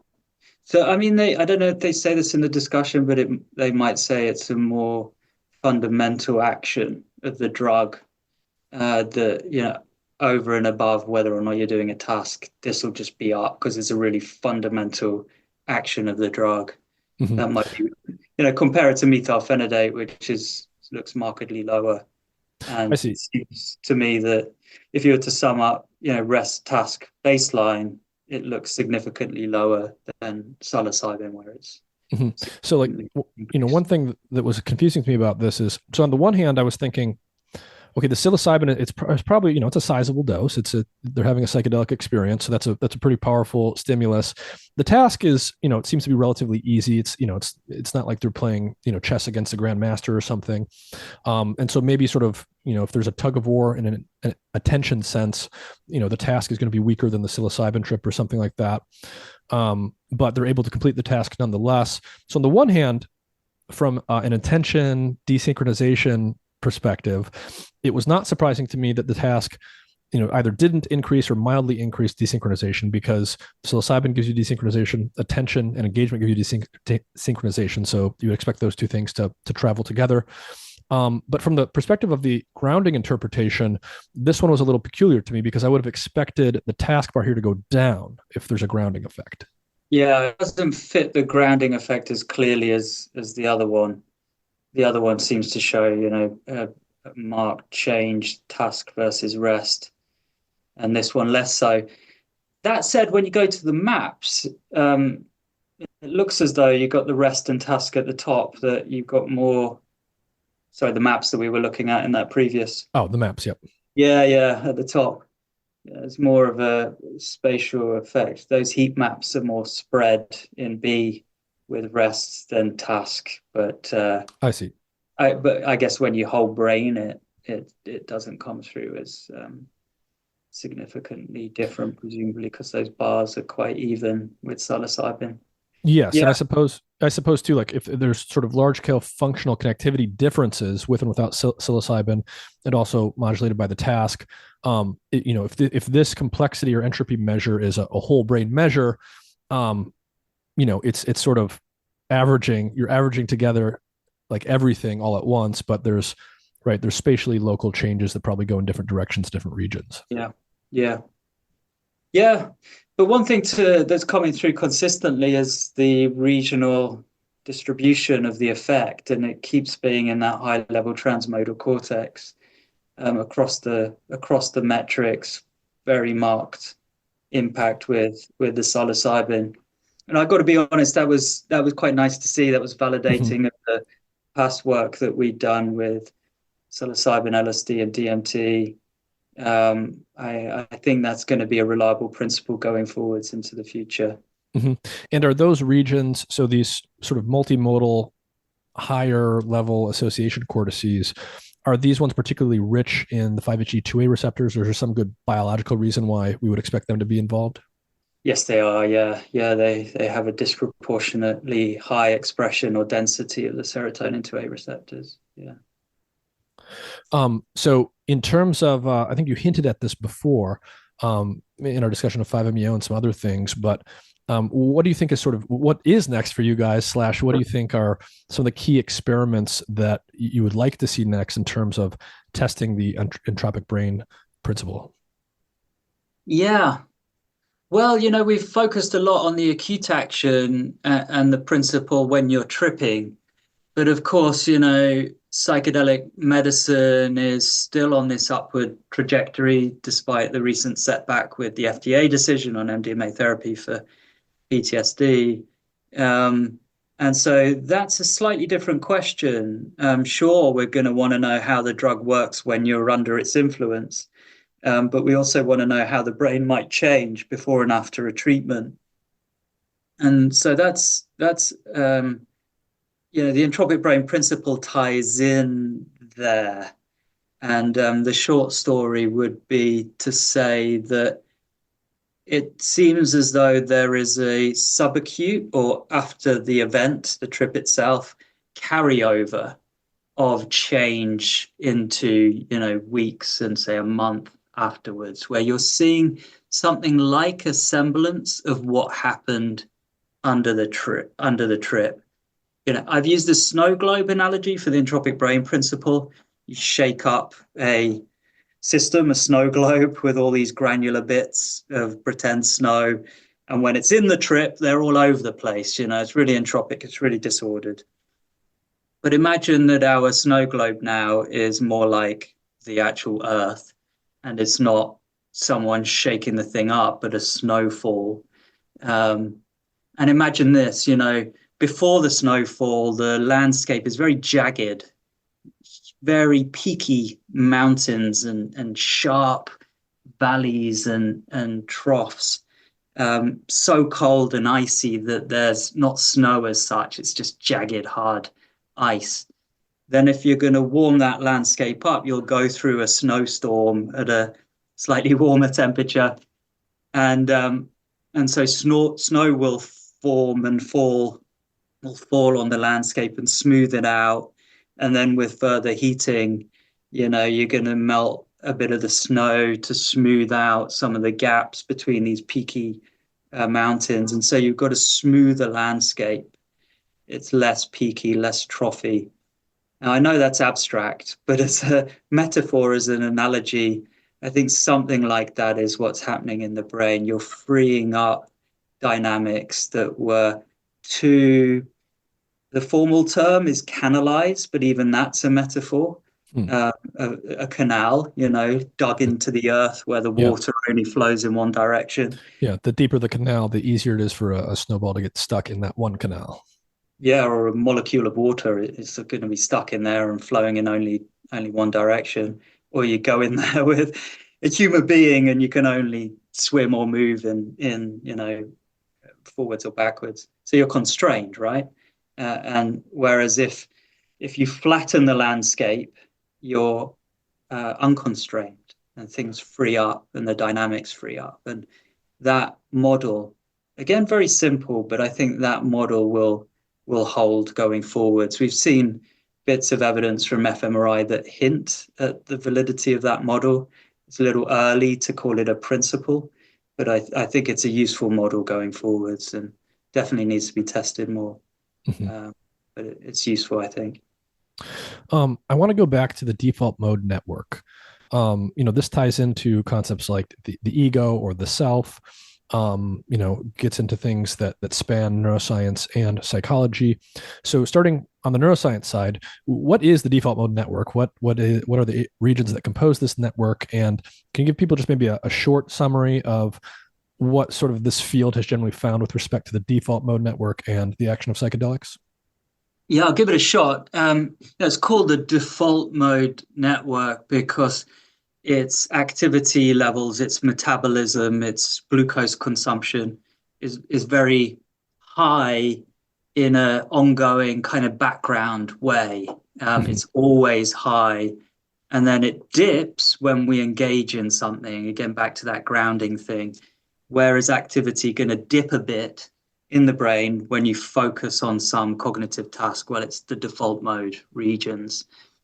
And given that those regions were metabolically or are metabolically very active, the fact that they dip in activity when you do something specific led people to think that they're probably involved in some kind of background, cognitive functioning or consciousness, maybe some kind of freewheeling, daydreamy, free association-like quality of consciousness. And that's where we still are, because there are bits of evidence that support that.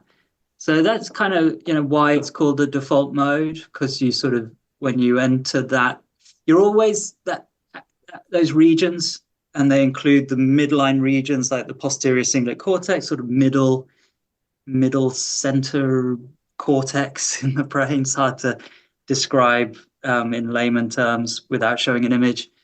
And midline frontal, medial prefrontal cortex, and then a couple of bits bilaterally, temporal parietal junction and lateral parietal lobule. So it's a pretty extensive network. Yeah, covers a fair chunk of the brain. And again, especially expanded in our species. We've got way more of it than our nearest evolutionary neighbors. And it's also a connection hub, not just functionally, but also anatomically. A lot of different regions and systems will have terminals coming into the regions that belong to the default mode network, a little like a road system where you've got some kind of, in the UK, we've got the spaghetti junction in Birmingham where all these roads come together and there's this hub. It's a hub. So the nodes, the big regions that make up the default mode network are also anatomical hubs. Yeah, the strength of the connections, functional connections and anatomical within this system strengthen as we develop and mature. That is true more generally, but perhaps especially so within the default mode network. So the network matures as we mature. It's heavily implicated in mental illness, in psychopathology, but also neurological disorders. So, a really simple, glib way to put it is it's a really important system in our brains for high-level, arguably human-specific functions like abstract thinking, imagination, sense of self. It's really important and somewhat, exceptional in our species, it seems. Mm-hmm. And when we think about the default mode network, when we think about your ideas around the entropic brain principle, can you give us a sense for, how you think about things like, say, major depression or other psychiatric conditions? I would imagine, just on a simple intuitive level, when I think about major depression, someone is ruminating, they're getting stuck on negative things, they're thinking poorly of themselves, they're not trying new things, they feel hopeless, etc. I would imagine that that's probably going to correspond to higher default mode network activity and lower brain entropy. Is that something that we know, or is that something that we expect? There's a bit of evidence in the direction of getting stuck in the DMN, or a failure to deactivate the DMN, the default mode network, in depression, and an association between elevated DMN activity, and inability to, get out of the DMN, and rumination. So a particular, phenotype closely associated with depression. It's like you get stuck in your head and stuck on often ruminating on the self and negative aspects of oneself. And it fits, intuitively, and also a bit of evidence that, yes, there's excessive DMN functioning in depression. I think these days colleagues would say both we should be careful of being too DMN specific about depression, and also too DMN specific about psychedelics. And both are true. It's the DMN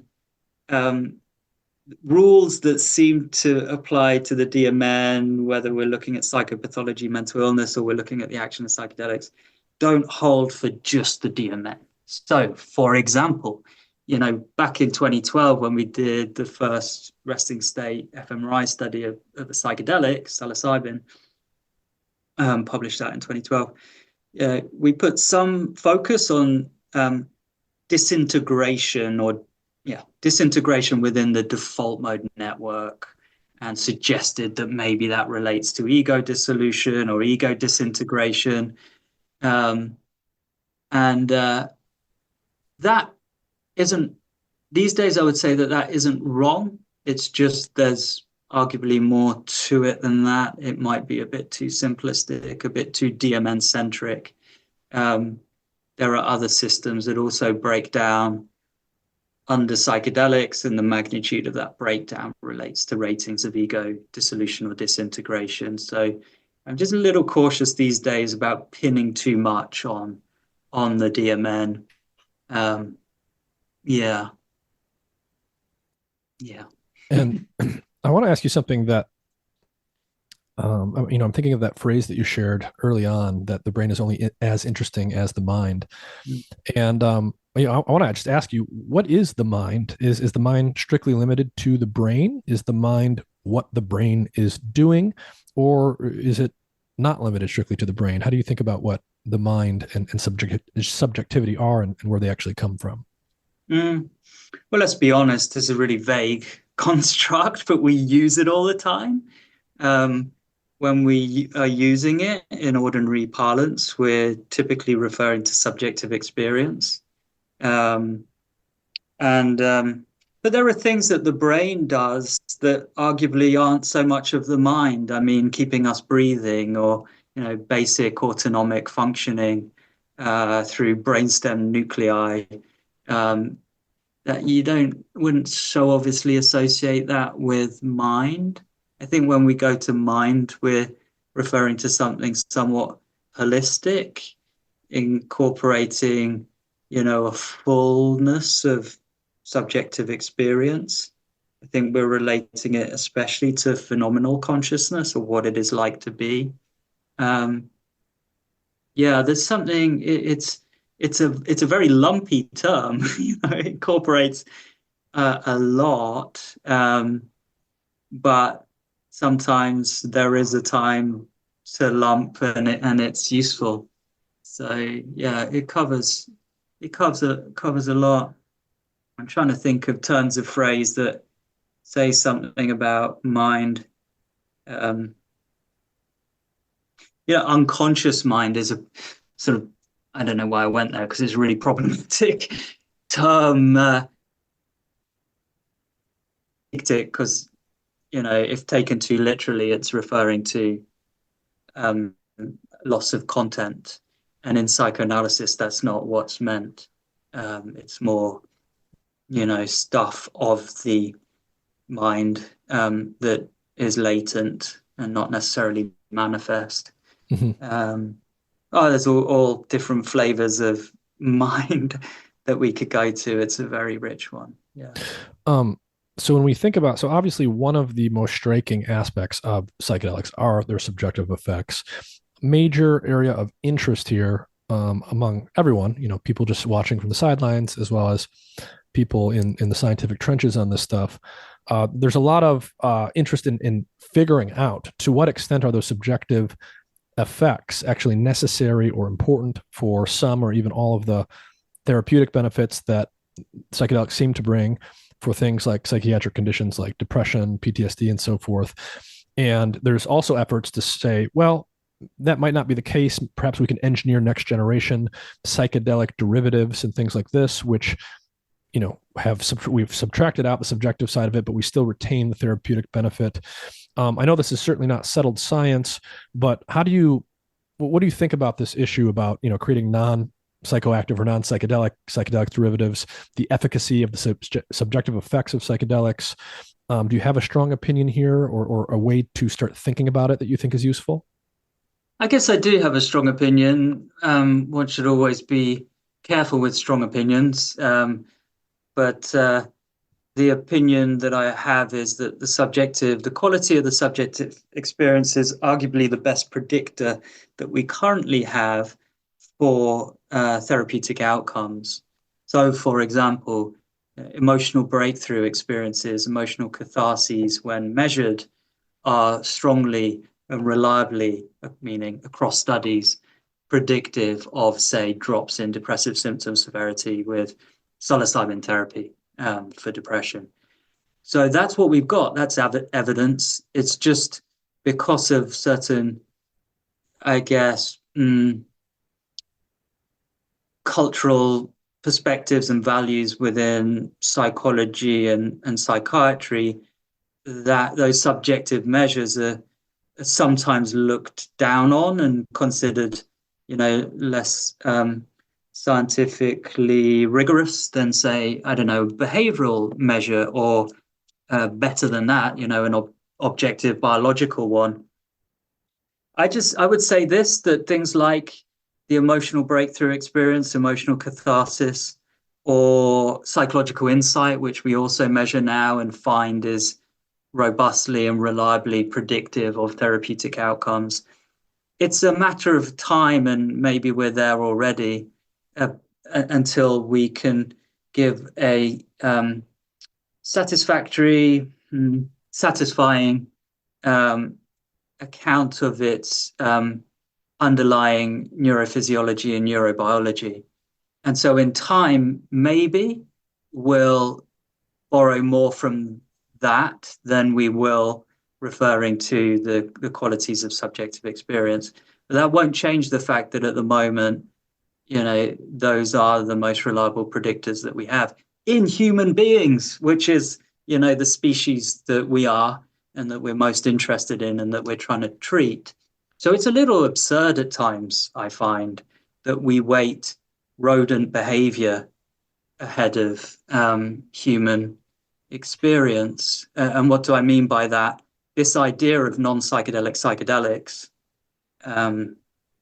is really born from rodent research, usually mouse research, where they'll have some assay of whether the mouse is depressed or not.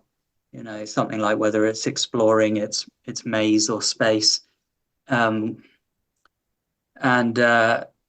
know, they'll have an assay of whether the mouse is tripping or not. It's usually whether it's shaking its head as if it's trying to shake off the trip.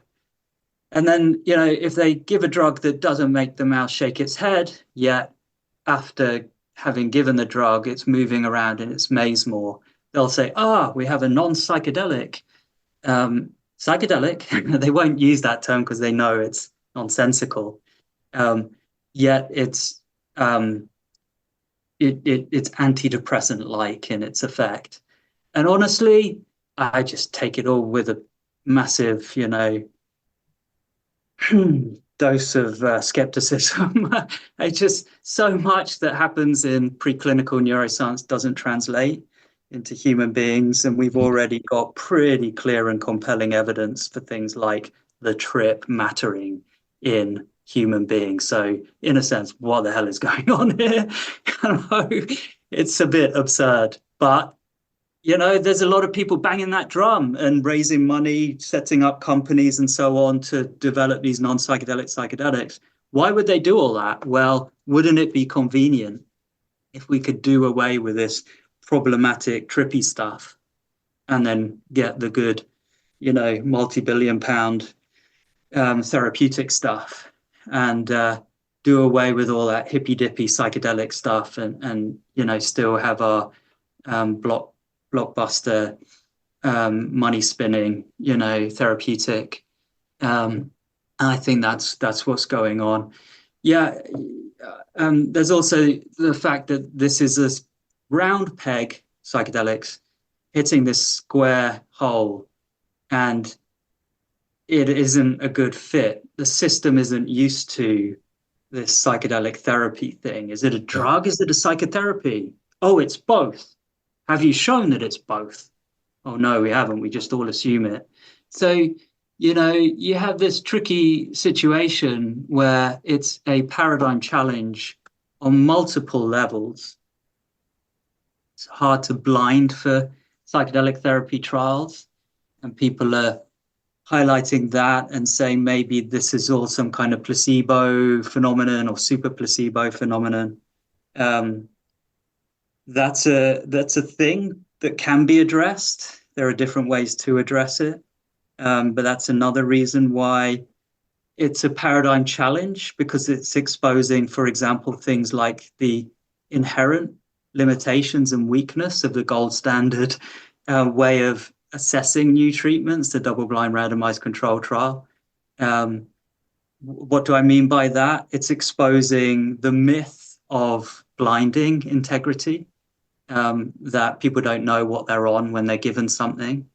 And that's really obvious with psychedelics, because most people work it out when they're on something.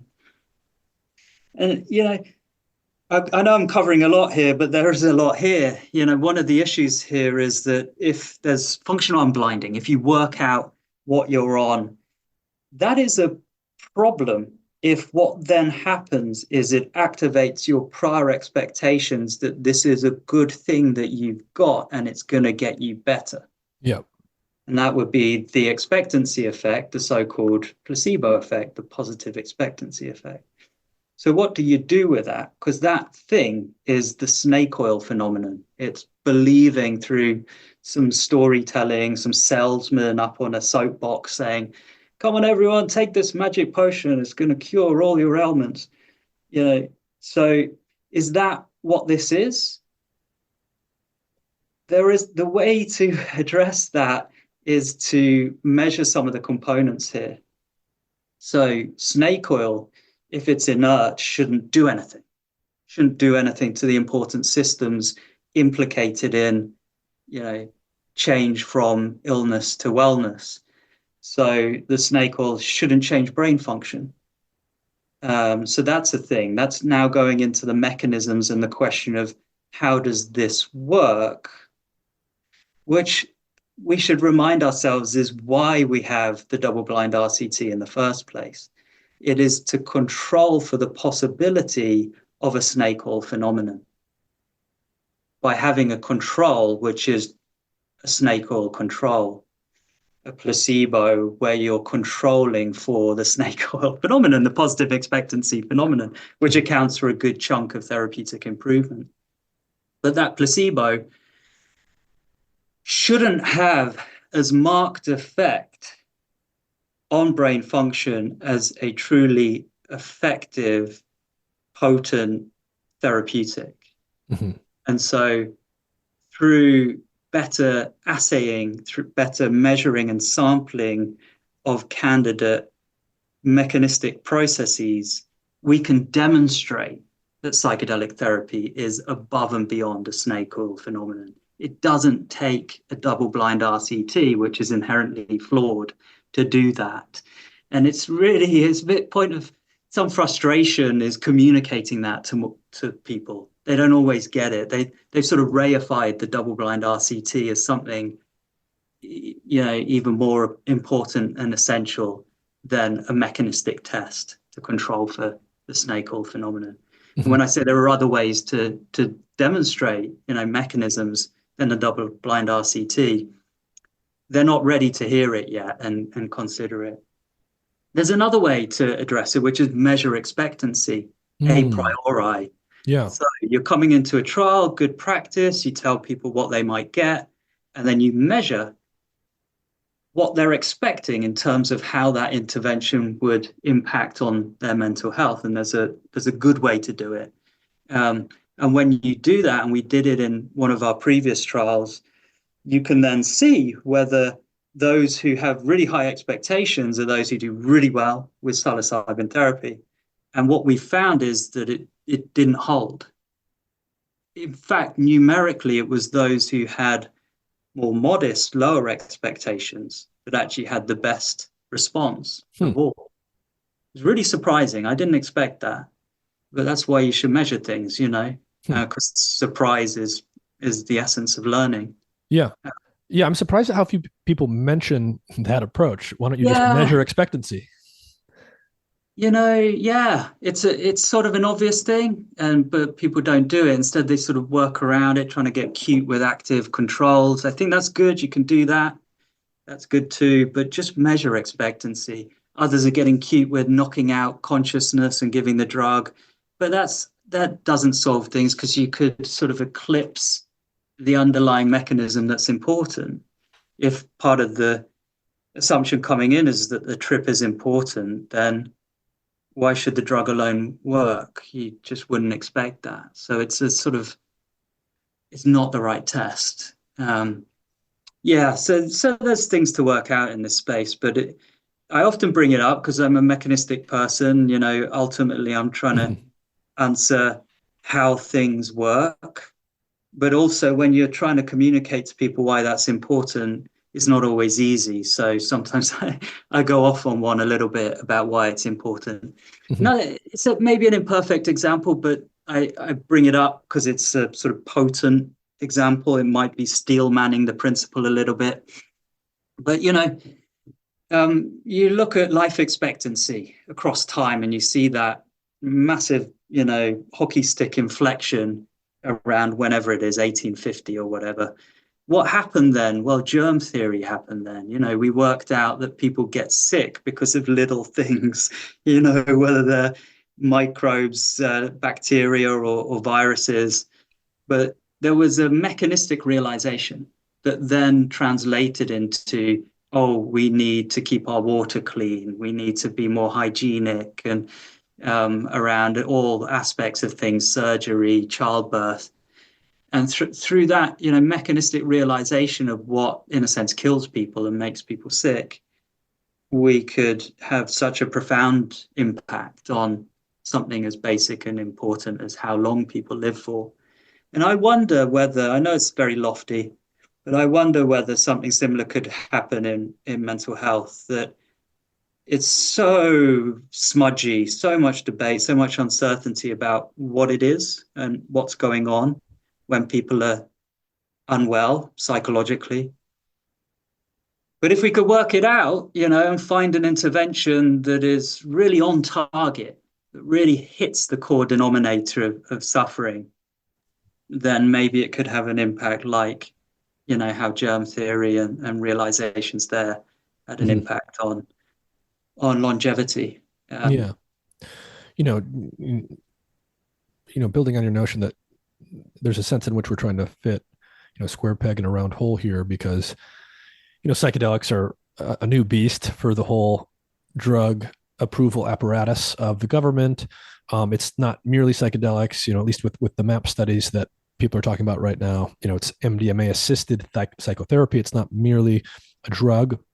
I think that was a branding mistake, by the way, but hey ho. Well, yeah. I mean, what do you are you surprised that the FDA made the decision it did? Do you think it made the right decision? How would you brand all of that?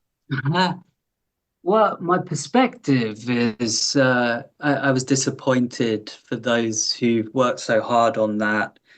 And I was of the view that if it got through, it could benefit a lot of people and be a net benefit for the world. I do think we have a more effective treatment for PTSD, and it would also help the area more generally. So I was sad, I was disappointed.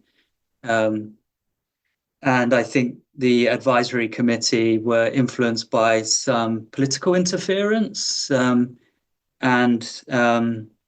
some misunderstanding of the science and the mechanisms, things like functional unblinding and that there isn't clear evidence that there's an expectancy bias driving response to psychedelic therapy. At least we didn't find support for that in psilocybin therapy for depression, and that was neglected entirely.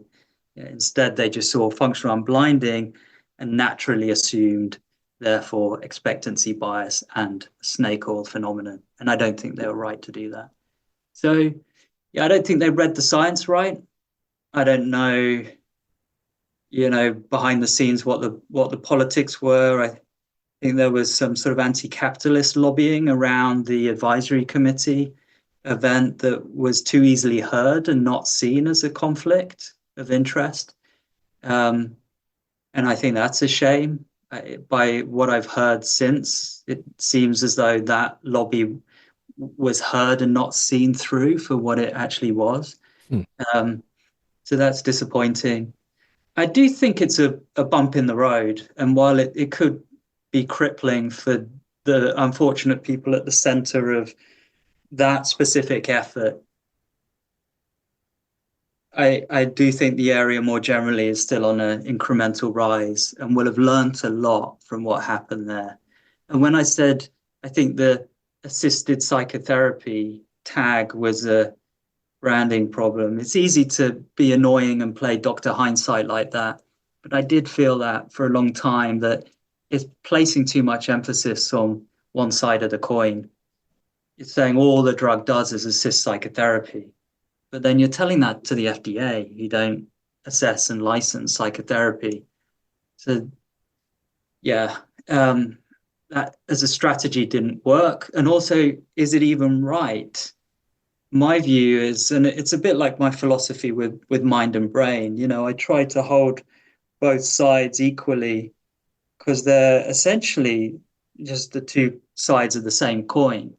So why would you're only going to blind yourself if you pay too much attention to one side? And here my view is that probably, I don't know, and we should test it, there's a synergy between the drug action and the context, where context is an umbrella term for, yes, psychotherapy, music listening, that's easy to gloss over, and the environment, the room decoration, that's something we can control. It's hard to control stuff that happens after you have people in the clinic, so to speak. After that life happens, it's maybe you could do some things there with peer-to-peer support and so on, but generally not easy. So you got music, you got the room, and you got the psychological support / psychotherapy. And I suspect that there's a synergy between drug and those contextual factors, otherwise known as set and setting. And actually, that's my next big study at UCSF, just starting to recruit healthy volunteers, albeit with lower than average well-being coming in. I'm kind of what's the term? Anyway, I'm kind of softly exploiting this opportunity to advertise for that new study. It's going to be recruiting from people in the Bay Area, but it's going to be a fascinating study. I'm really excited about it. Well, we've covered a lot, Robin, and I really appreciate your time. Is there anything any final thoughts you want to leave people with? Anything you want to reiterate about psychedelic science, either your work or just a general message about, what's happened and where we might be going?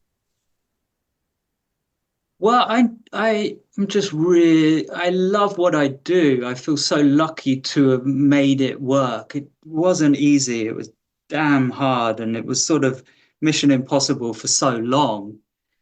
These days, people are saying, we're at this sort of lowest, ebb. In a sense, sure, it's a big, dip in the road with what's happened with MDMA, but honestly, things are so much better these days. Am I just saying that personally? I don't think so. There's more interest and resources around. There's so many teams looking at psychedelics now. People were to look at the database of clinical trials, that registered clinical trials, they'll see, something like 400 trials registered, either planned or ongoing with psychedelics. Back in the day, it might have been 2. it's crazy, and I'm not, I'm not that old or young anymore. But the rate of change that's happened since I started out to where we are now is crazy fast, and it's good. And that's where we are right now. So I guess my message would be like a reason to be grateful for where we are and optimistic going forwards. And also I didn't come into this space as an advocate.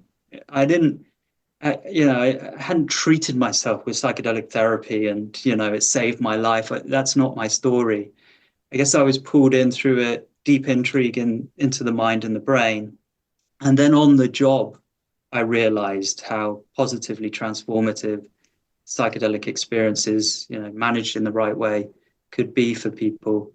And I still hold that view very much, that this is potentially a very powerful treatment modality that can get right to the core of the core essence of psychological suffering. And there's every reason to be excited about this and to keep on with the work for sure. Yeah.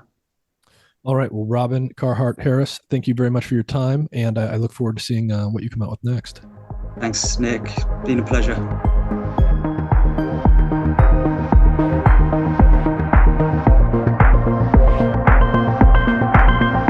This episode is supported in part by Athletic Greens. Their main product, AG1, is a comprehensive and convenient daily nutrition product containing 75 vitamins, minerals, and whole food sourced ingredients with less than 1 gram of sugar per serving, no nasty chemicals or artificial anything. It's gluten and dairy free and compatible with paleo, vegan, vegetarian, and ketogenic diets. AG1 is a quick and convenient way to supplement your diet to help ensure your body is getting the nutrients it needs. It comes in powder form, and you can mix it in water and drink it, or you can put it into a smoothie or a shake or something like that. I mix it into water and drink it, and it's super convenient. If you go to athleticgreens.com/mindandmatter, Athletic Greens will give you a free 1-year supply of vitamin D and 5 free travel packs with your first purchase. Their vitamin D product comes in tincture form, so you just take 1 drop each day. A large fraction of the population is actually vitamin D deficient, especially in winter months when we get less sun exposure. And vitamin D is super important for the proper function of the immune system and for a variety of other things. So visit athleticgreens.com/mindandmatter or click the link in the episode description. You'll get a free 1-year supply of vitamin D with your first purchase.